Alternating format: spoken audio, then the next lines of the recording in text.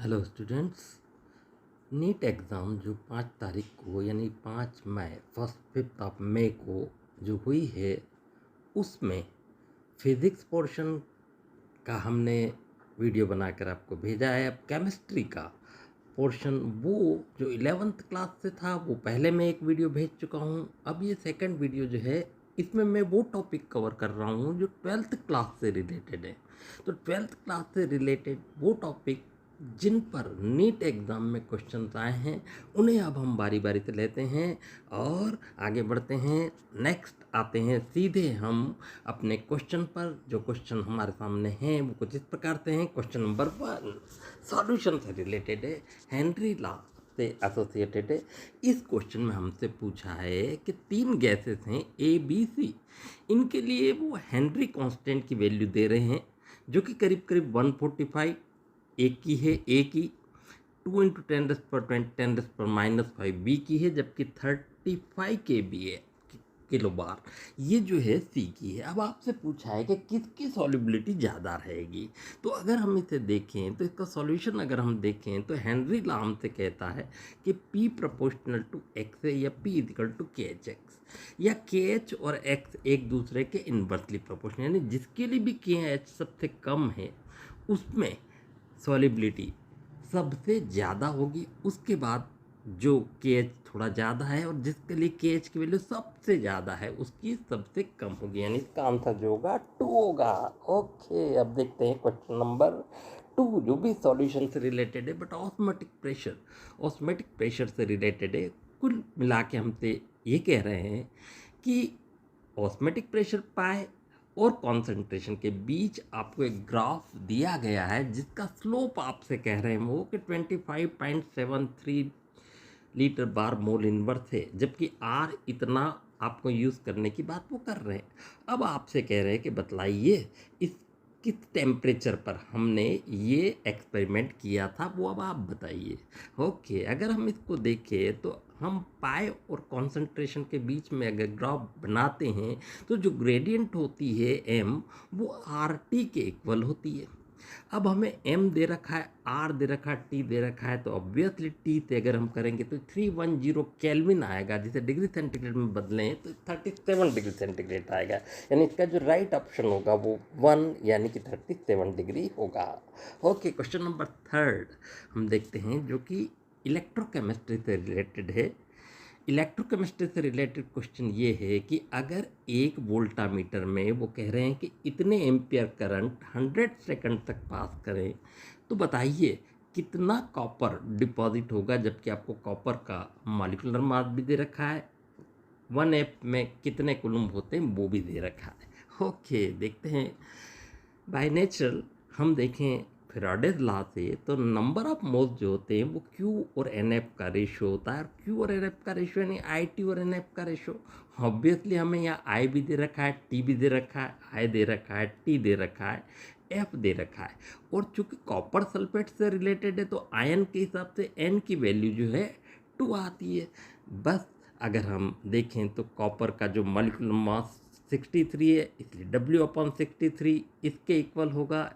अगर W is equal to देखें तो ये 0.1315 ग्राम आएगा। ये इसका राइट ऑप्शन होगा, यानी option number 2। Okay, question number 4 देखते हैं। ये भी इलेक्ट्रोकेमिस्ट्री से ही रिलेटेड है। इलेक्ट्रिक पोटेंशियल की बात वो कर रहा है।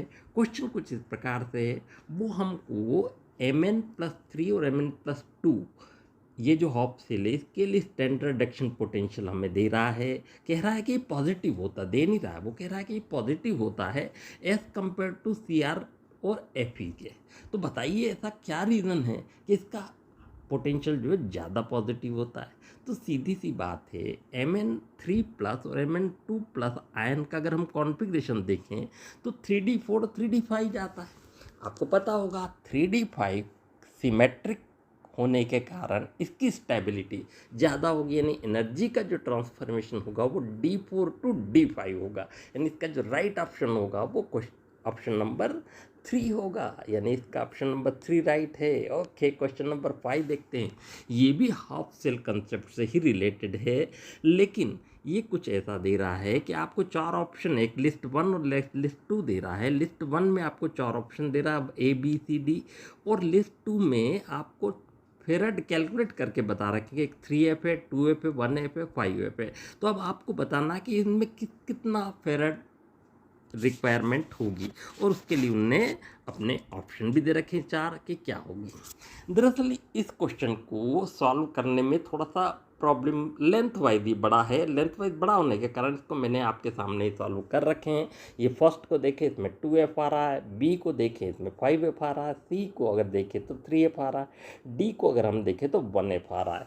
इस प्रकार से आप इस वीडियो को यहाँ पॉज देकर भी इसे कॉपी आउट कर सकते हैं। इस प्रकार से आपको ये पता चल जाएगा कि आखिर ये इसका आंसर जो है ऑप्शन नंबर 1 में होगा। ओके, अब हम देखते हैं नेक्स्ट जो केमिकल काइनेटिक्स से रिलेटेड है, एक्टिवेशन एनर्जी से रिलेटेड है। वो ये हमसे कह रहा है कि एक्टिवेशन एनर्जी किसी भी केमिकल रिएक्शन के लिए अगर हमें कैलकुलेट करना हो तो हमें इन 4 ऑप्शन में से किस ऑप्शन की ज़्यादा ज़रूरत होगी।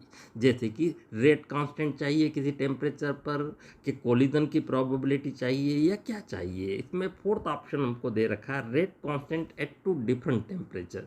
बिल्कुल सही बात है। अगर एक्टिवेशन एनर्जी का हम फार्मूला देखें तो ये होता है, इस फार्मूले में हमें K1 और K2 की रिक्वायरमेंट है T1 और T2 के टेम्परेचर पर, यानी कि rate constant eight 2 different temperature पर रेट कांस्टेंट क्या है, अगर ये पता चल जाए तो हमें पता चल जाएगा कि इसकी वैल्यू कितनी होगी। ओके, तो इसका राइट ऑप्शन यही होगा।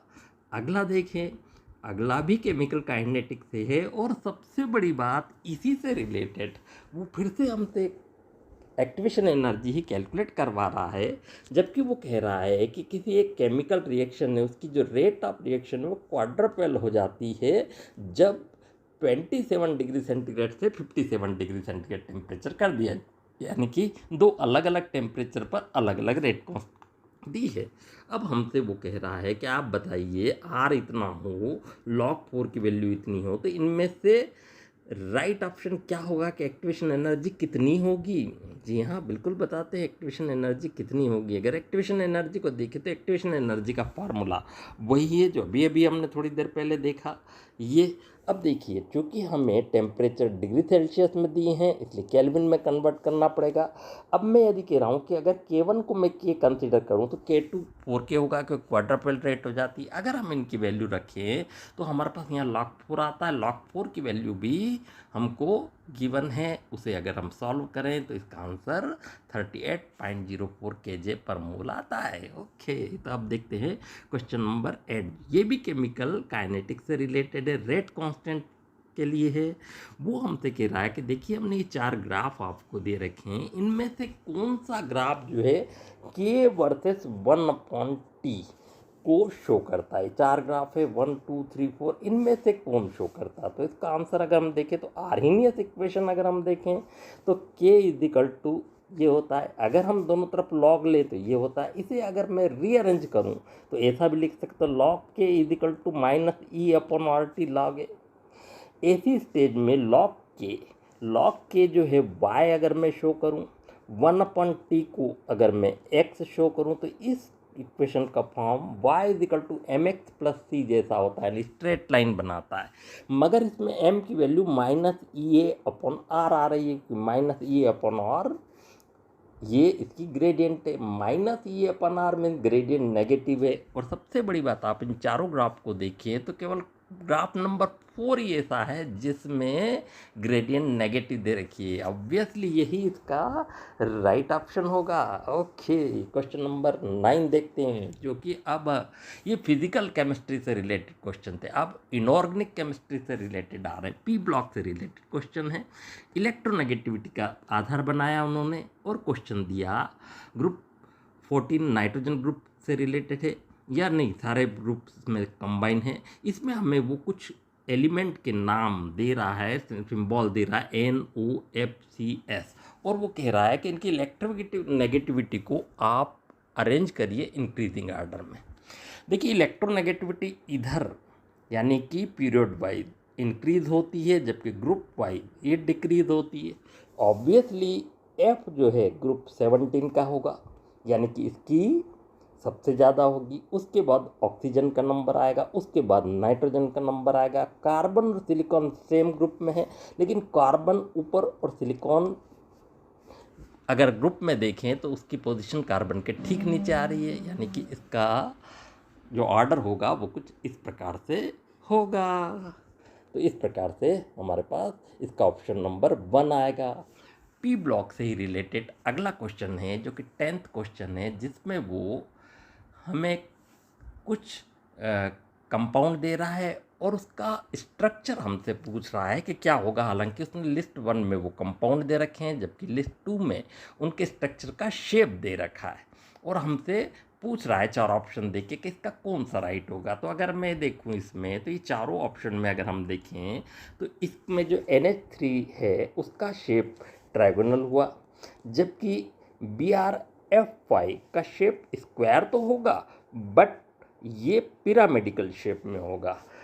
HCF4 का शेप प्लेनर होगा, क्वाड्रेटिक, और SF6 का ऑक्टाहेड्रल होगा। इस प्रकार से ये इसके राइट ऑप्शन हो जाएंगे, नहीं ऑप्शन नंबर 1 इसका राइट ऑप्शन होगा। अब अगला क्वेश्चन पी ब्लॉक से रिलेटेड है, ग्रुप 16 से रिलेटेड है, जो कुछ इस प्रकार से हमें दे रहा है। इसमें हमें वो 2 स्टेटमेंट दे रहा है। स्टेटमेंट नंबर 1 दे रहा है कि कुछ ग्रुप 16 के जो एलिमेंट है उनके हाइड्राइड की बात कर रहा है, उनके बॉइलिंग पॉइंट का ऑर्डर वो कह रहा है कि इस ऑर्डर में होता है, यानी ये स्टेटमेंट दे रहा है कि हाइड्राइड इस ऑर्डर में होता है। सेकंड स्टेटमेंट में हम वो कह रहा है कि अल्दो हम ये ऐसा एक्सपेक्ट करते हैं कि H2 का बॉइलिंग पॉइंट लेस होना चाहिए, कंपैरेटिवली कम होना चाहिए, बट यहाँ पर ये सबसे पहले आ रहा है, नहीं सबसे हाई है।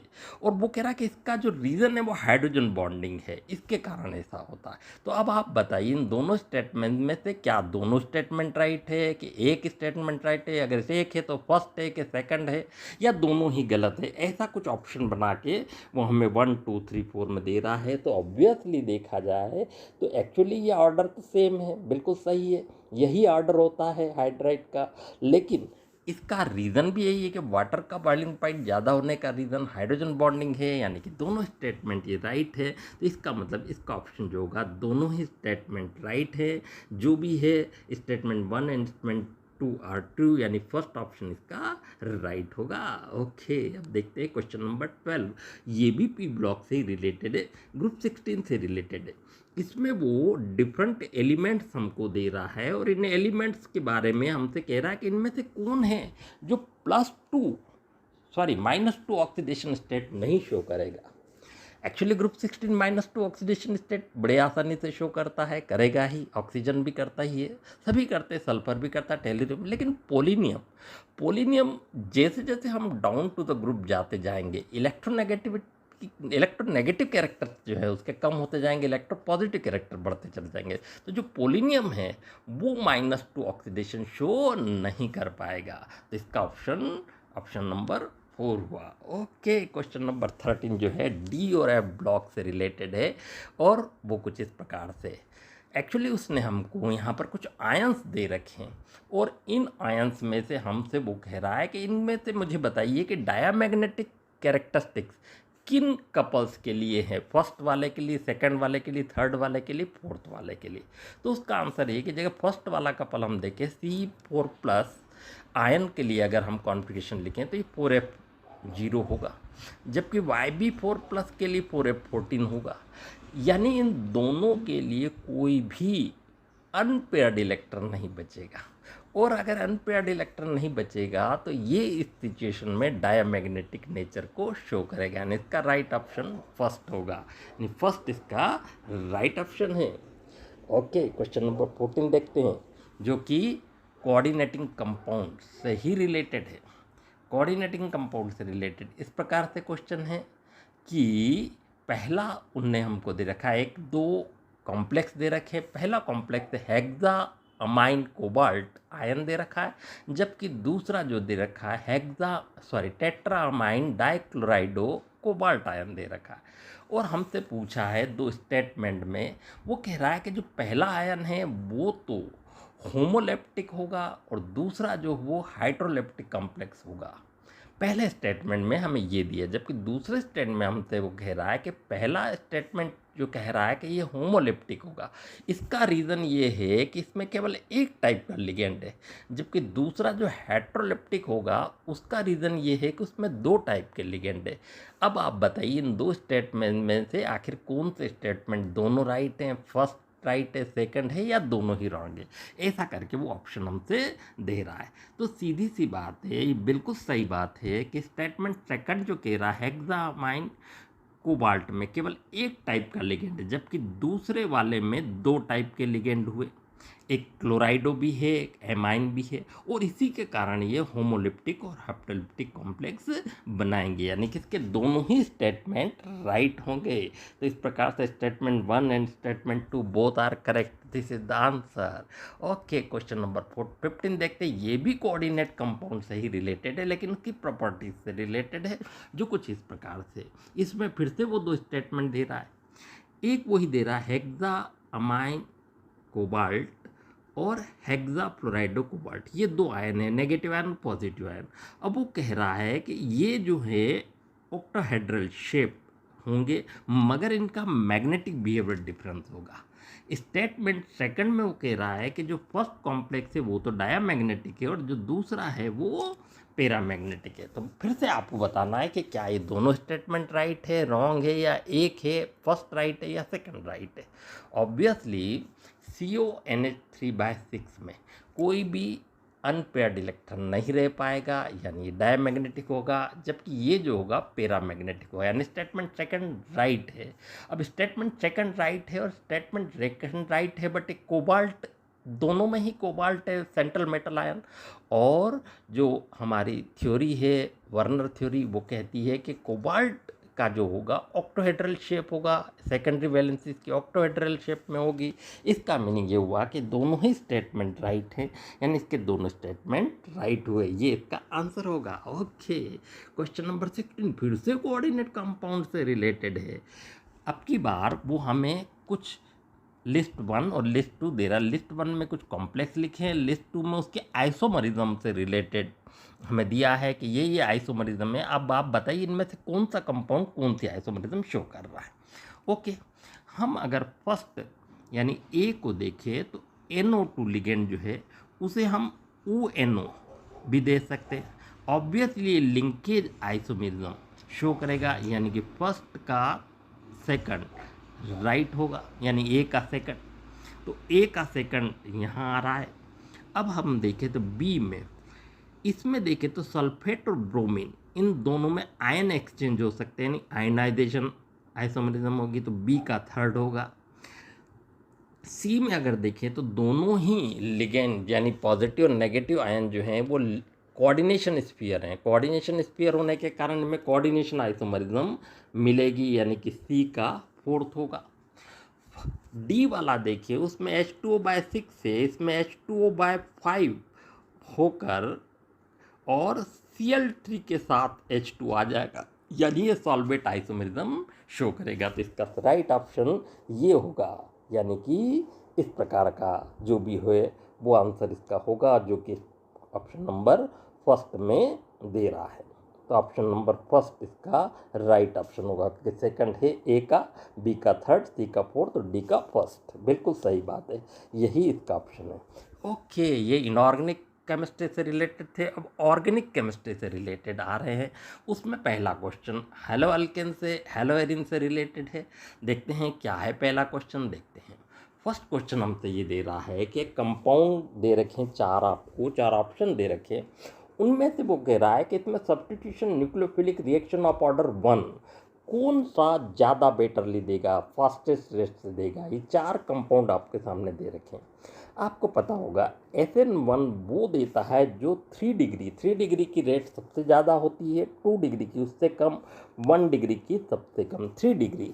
अब आप देखें तो ये वाला जो कंपाउंड है, यहाँ पर भी C है, यहाँ भी C है, यहाँ भी C है। ऑब्वियसली ये 3 डिग्री कार्बन है, इस कारण से इसकी जो रेट होगी वो सबसे हाईएस्ट होगी, यानी इसका जो ऑप्शन होगा ऑप्शन नंबर 4 होगा।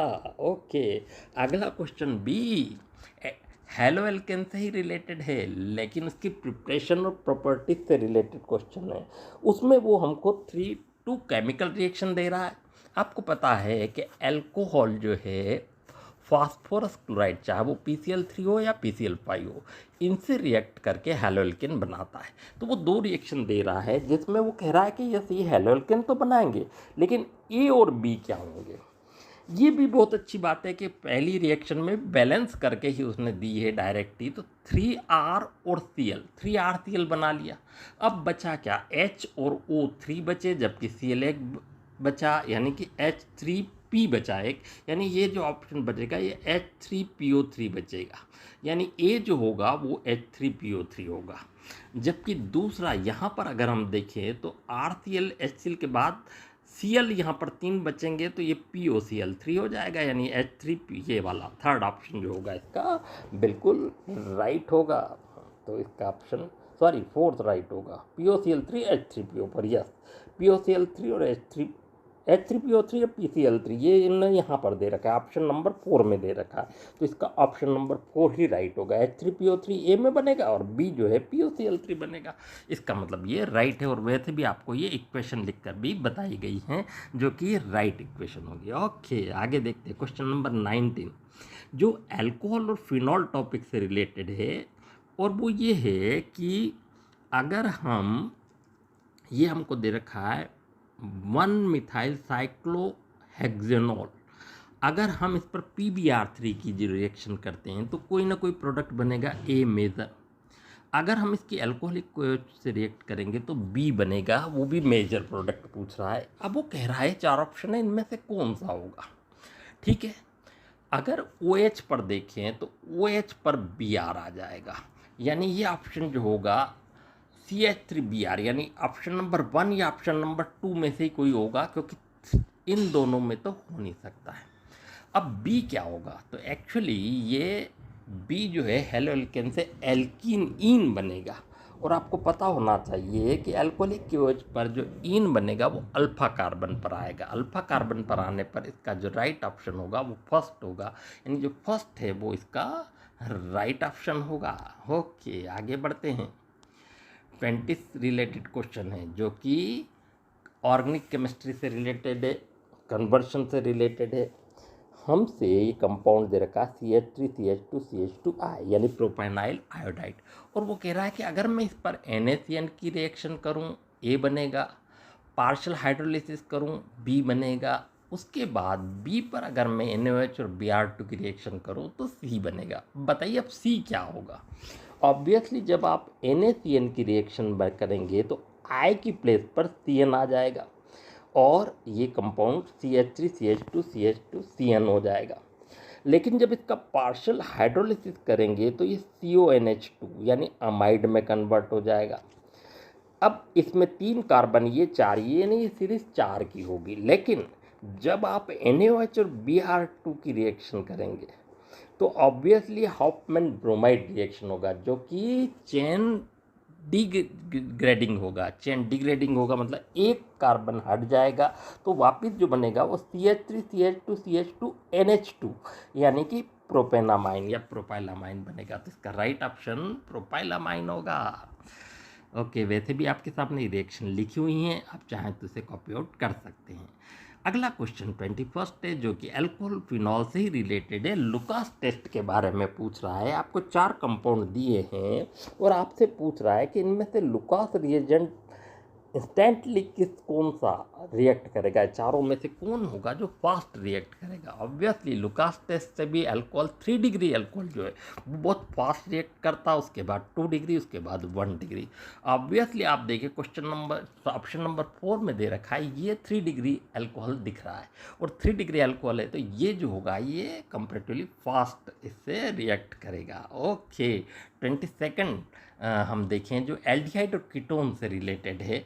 हमें ये कंपाउंड दिया है और हमसे ये पूछा है कि आप बताइए कि इससे जो पी मेजर बनेगा, ध्यान रहे मेजर कंपाउंड की बात कर रहा हूँ, माइनर भी बनेगा मगर जो मेजर बनेगा वो क्या होगा। तो देखिए एक तरफ एक फिनाइल ग्रुप है, एक तरफ साइक्लोहेक्सिन ग्रुप है। जब हम इसका पोटेशियम डाइक्रोमेट के प्रेजेंस में ऑक्सीडेशन अगर उसका होगा तो क्लीवेज ऑफ बॉन्डिंग होगी और उससे ये कार्बोक्सिलिक एसिड में कन्वर्ट होगा। तो एक तो बेंजोइक कार्ब एक्सिड बनेगा और एक बनेगा साइक्लोहेक्सोनाइक एसिड। इनमें से जो बेंजोइक एसिड होगा वो जो होगा मेजर होगा, यानी इसका जो राइट ऑप्शन होगा वो 2 होगा। तो इस प्रकार से ये 22nd हुआ। 23rd फिर से एल्डिहाइड और कीटोन से है रिलेटेड, जिसमें वो फैलिंग सॉल्यूशन, आपको पता होगा एल्डिहाइड जो है फैलिंग सॉल्यूशन से रिलेट करता है। वो बोल रहा है फैलिंग सॉल्यूशन ए क्या है। एक्चुअली आपको पता होगा फैलिंग सॉल्यूशन ए और बी दोनों का कॉम्बिनेशन है। उनमें से फैलिंग सॉल्यूशन ए जो होता है वो एक्वस कॉपर सल्फेट होता है, जो कॉपर आयन देता है। कॉपर आयन देता है तो इस प्रकार से कॉपर आयन रिलीज करेगा, कॉपर आयन दे देगा, एल्डिहाइड को कार्बोक्सिलिक एसिड में ऑक्सीडाइज कर देगा। तो इस प्रकार से ये इसका फर्स्ट आंसर होगा। ओके, अब हम देखते 24th जो अमाइन से रिलेटेड है। अमाइन से रिलेटेड है, उनमें एरोमेटिक अमाइन यानी एनिलीन की बात कर रहा है। वो हमसे स्टेटमेंट दे रहा है दो। फिर से स्टेटमेंट 1 में कह रहा है कि aniline does not undergo Friedel Craft alkylise, Friedel Craft reaction नहीं देगा एनिलीन। और दूसरा स्टेटमेंट दे रहा है एनिलीन को हम गैब्रिएले सिंथेसिस प्रोसेस से नहीं मिल सकते। अब बताइए आप, स्टेटमेंट 1 और स्टेटमेंट 2 क्या दोनों राइट हैं या दोनों ही रॉन्ग हैं या कोई एक है तो कौन सा है? यही ऑप्शन उसको 1 2 3 4 में दे रखा है। ऑब्वियसली अगर हम देखें तो इसमें जो पहला स्टेटमेंट है एनिलीन फ्रीडल-क्राफ्ट रिएक्शन नहीं देगा, बिल्कुल नहीं देगा। ये सच है कि एनिलीन फ्रीडल-क्राफ्ट सिंथेसिस नहीं देगा। उसका रीज़न क्या है? उसका रीज़न ये है कि जो NH2 है वो इलेक्ट्रॉन विड्रॉलियन डोनेटिंग ग्रुप है। इसके कारण ये फ्रीडल-क्राफ्ट सिंथेसिस में पार्टिसिपेशन नहीं करेगा। और ये भी सच है कि गिब्रेलिक सिंथेसिस जो है वो केवल एलिफेटिक अमाइंस को बनाने में काम में आता है, एनिलीन्स बनाने में इसका उपयोग हम नहीं कर पाएंगे। ओके, तो क्वेश्चन नंबर 25 बायोमॉलिक्यूल से रिलेटेड है, जो हमसे कह रहा है कि ग्लूकोज जो है इनमें से किससे रिएक्शन नहीं देता है।